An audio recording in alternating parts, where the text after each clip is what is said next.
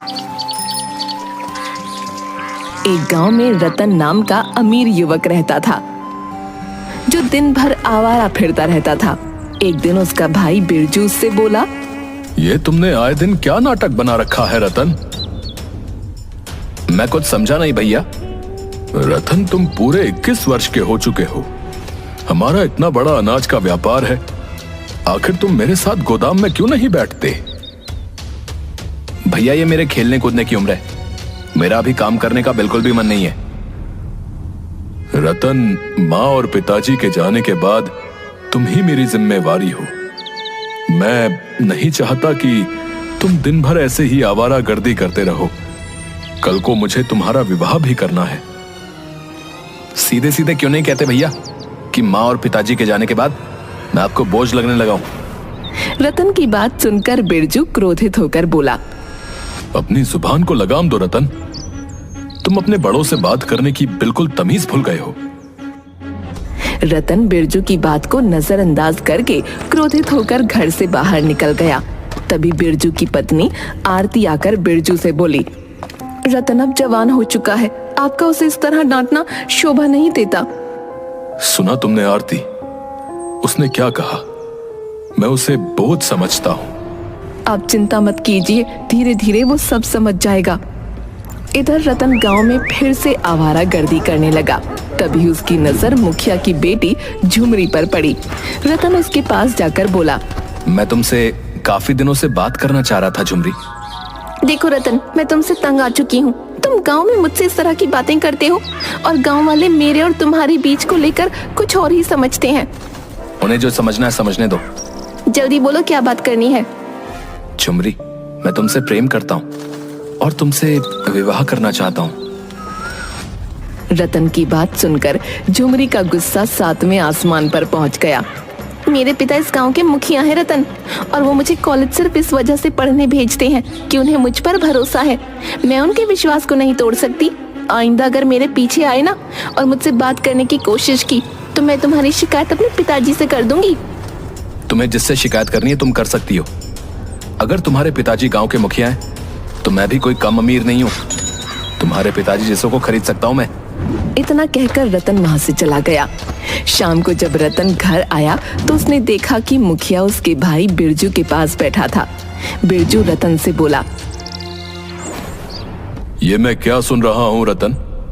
अब तुम आवारागर्दी करने के साथ साथ लड़कियों को भी छेड़ने लगे?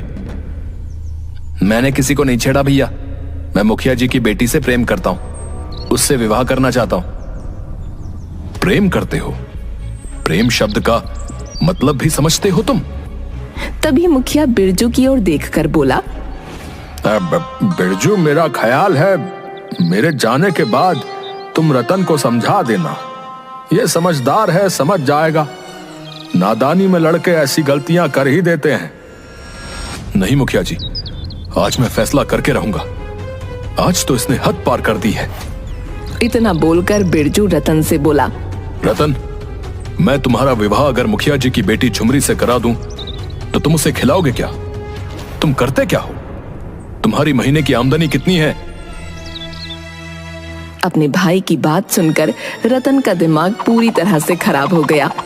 भैया, मत भूलिए कि पिताजी ने अपने जीवन में बहुत सारा धन और संपत्ति बनाई है। उसमें से आधा हिस्सा मेरा भी है। जानता हूं, लेकिन तुम्हारे जैसे नौजवान को जब पिता की संपत्ति और दौलत मिलती है ना, तो वो उसे मिटाने में ज्यादा दिन नहीं लगाते। क्योंकि तुम लोगों की बस यही समस्या है कि तुम मेहनत नहीं करना चाहते। आप क्या कहना चाहते हैं भैया?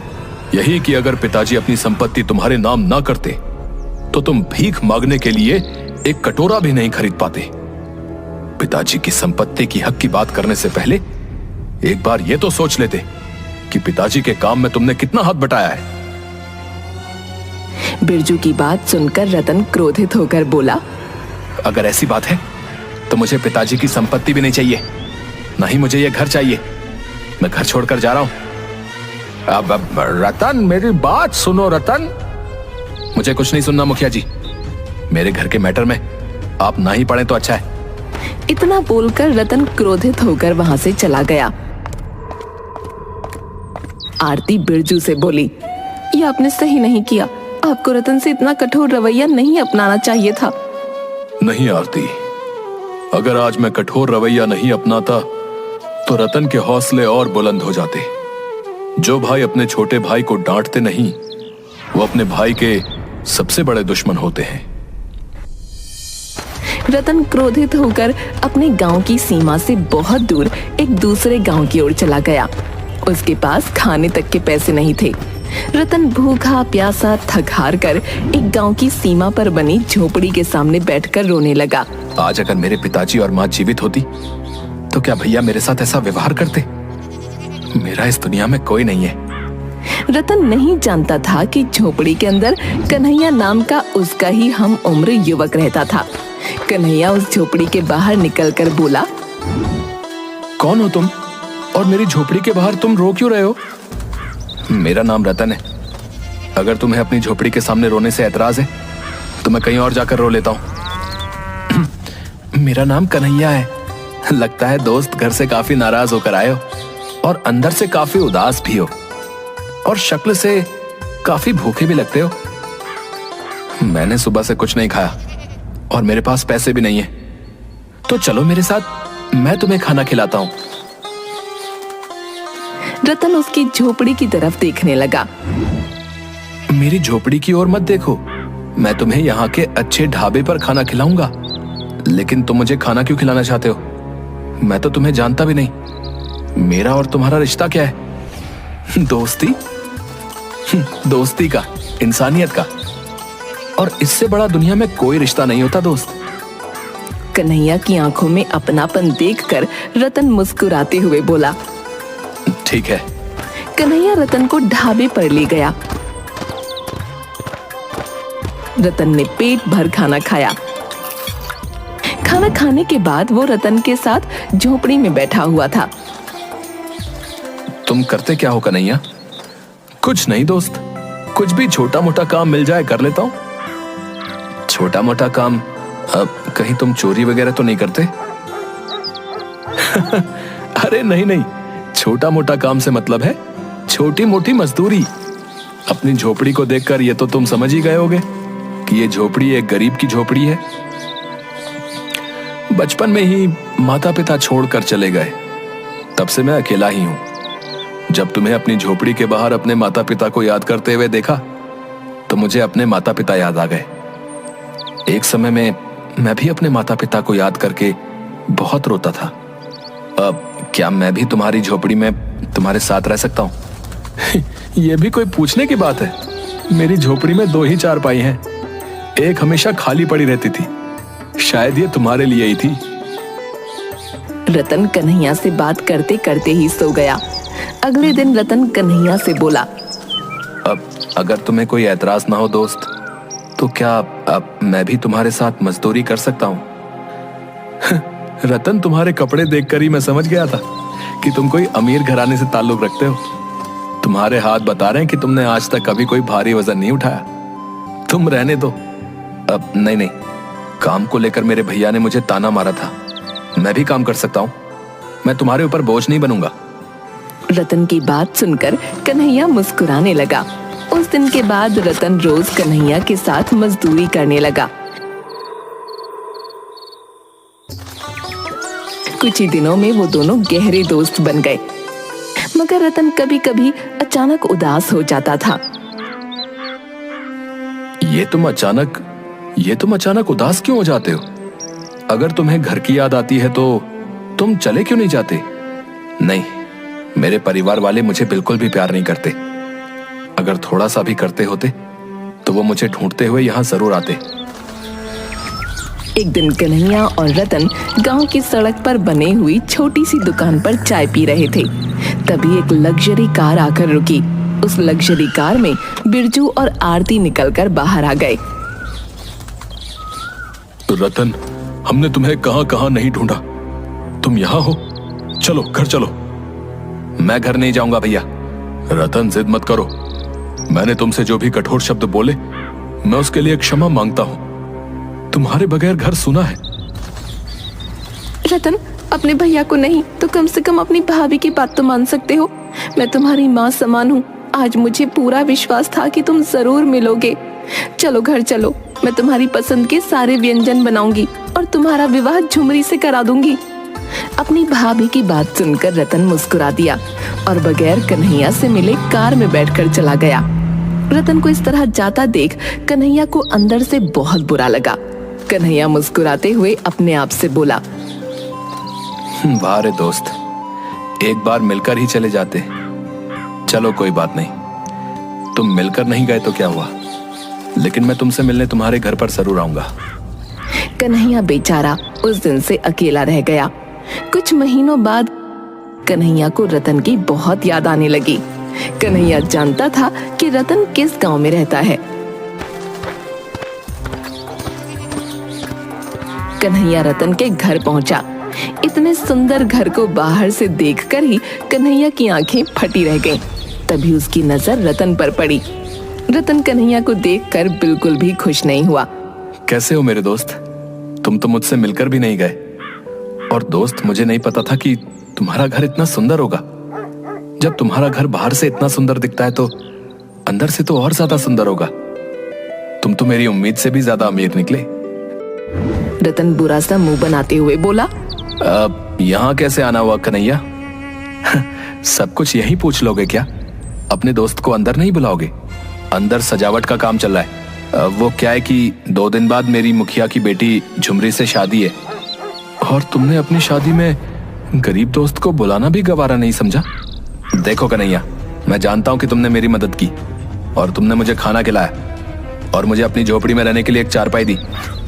तुम्हें उसके लिए जितने भी पैसे चाहिए मैं तुम्हें देने के लिए तैयार हूं। कन्हैया, तुम जानते नहीं मैंने जितना वक्त तुम्हारे साथ गुजारा है वो कितनी मुश्किल और मुसीबत से गुजारा है।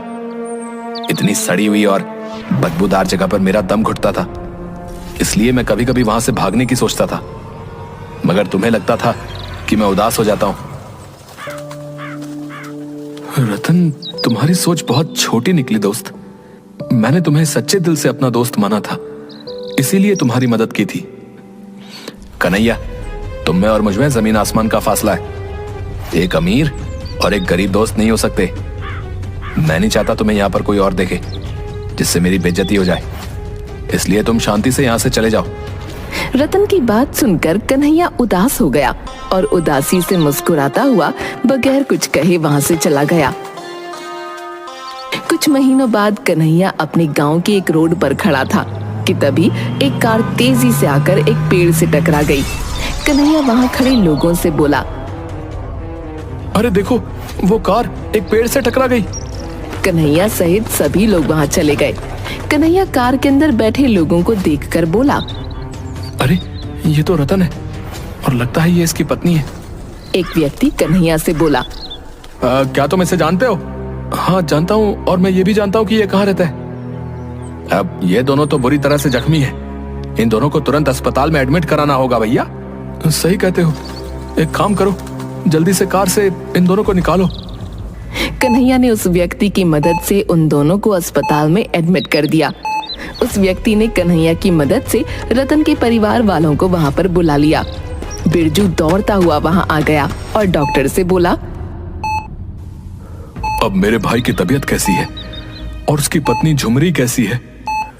देखिए, उनकी पत्नी को तो ज्यादा चोट नहीं है, लेकिन आपके भाई की हालत ठीक नहीं है। क्या कहना चाहते हैं आप? आपके भाई का खून बहुत ज्यादा बह गया है। खून ज्यादा बह जाने की वजह से उनकी दोनों किडनियां डैमेज हो गई हैं। तो फिर आप मेरी किडनी ले लीजिए। अब आई एम सॉरी, आपकी एज ज्यादा है। डॉक्टर, मेरे भाई के इलाज में जितना भी रुपया खर्च हो जाए उसकी चिंता मत कीजिए, बस मेरे भाई को ठीक कर दीजिए। आप जाकर सबसे पहले खून का इंतजाम करिए, क्योंकि आपके भाई का ब्लड का जो ग्रुप है वो हमें कहीं नहीं मिल रहा। बिरजू पागलों की तरह खून का इंतजाम करने लगा, मगर उसे रतन के ब्लड ग्रुप का कोई ग्रुप नहीं मिला और हर किसी ने अपनी किडनी देने से मना कर दिया। कन्हैया चुपचाप डॉक्टर के पास आकर बोला, मेरा ब्लड ग्रुप चेक कर लीजिए डॉक्टर साहब। तुम कौन हो? रतन का दोस्त हूँ। डॉक्टर ने कन्हैया का ब्लड ग्रुप चेक किया। अरे वाह, तुम्हारा ब्लड ग्रुप तो रतन के ब्लड ग्रुप से मैच खा गया। डॉक्टर साहब, मैं अपनी किडनी भी डोनेट करना चाहता हूँ। क्या तुम इस बात को सीरियसली कह रहे हो? हाँ डॉक्टर साहब, रतन मेरा दोस्त है। उसकी नई नई शादी हुई है। मैं नहीं चाहता कि उसे कुछ हो जाए। जब रतन ठीक हो जाए तो मेरा मैसेज रतन तक आप जरूर पहुंचा दीजिएगा। बस मैं इतना ही चाहता हूं। तुम बिल्कुल पागल इंसान हो। अरे बिरजू बहुत पैसे वाला इंसान है। उसे पता लग गया कि तुमने अपनी किडनी उसके भाई को दान दी है तो वो तो तुम्हें पैसों में तोल देगा। मुझे पैसे नहीं चाहिए। मैं दोस्ती के नाम को बदनाम नहीं करना चाहता। कुछ महीनों बाद रतन बिल्कुल स्वस्थ हो गया और ठीक होकर रतन मिठाई का डिब्बा लेकर डॉक्टर से मिलने अपने भाई के साथ उसके घर पर आया। भैया बता रहे थे कि उन्होंने आपसे बहुत पूछा कि मुझे किडनी किसने दान की है, मगर आपने भैया को नहीं बताया। हाँ रतन, क्योंकि जिसने तुम्हें किडनी और ब्लड डोनेट किया था उसने मुझे सिर्फ तुम्हें ही बताने को बोला था। मैं आपकी बात का मतलब नहीं समझा। उसने अपना नाम कन्हैया बताया था और मुझसे कहा था कि रतन जब स्वस्थ होकर आपसे किडनी डोनेट करने वाले का नाम पता करने आए तो आप उसे मेरा नाम बताना और साथ ही साथ ये भी कहना कि असली दोस्त इसे कहते हैं। रतन से कहना कि अगर उसे दोस्त बनना है तो वो किसी गरीब को बनाए, क्योंकि गरीब ही मुसीबत में काम आते हैं। डॉक्टर की बात सुनकर रतन फूट फूट कर रोने लगा।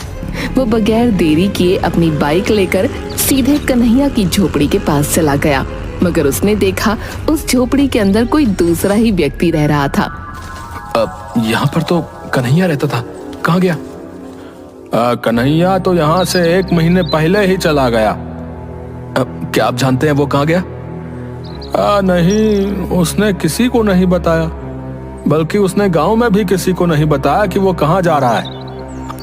हाँ, उसने कहा जरूर था कि कोई रतन नाम का इंसान पता करते करते यहाँ पर आएगा तो उससे कह देना कि दोस्ती का असली मतलब यही होता है।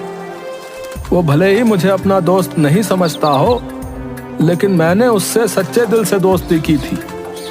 उस व्यक्ति की बात सुनकर रतन भारी मन से झोपड़ी के बाहर निकल आया और पागलों की तरह कन्हैया को ढूंढने लगा, मगर कन्हैया उसे आज तक नहीं मिला। कन्हैया रतन को दोस्ती का बहुत बड़ा पाठ सिखा गया था।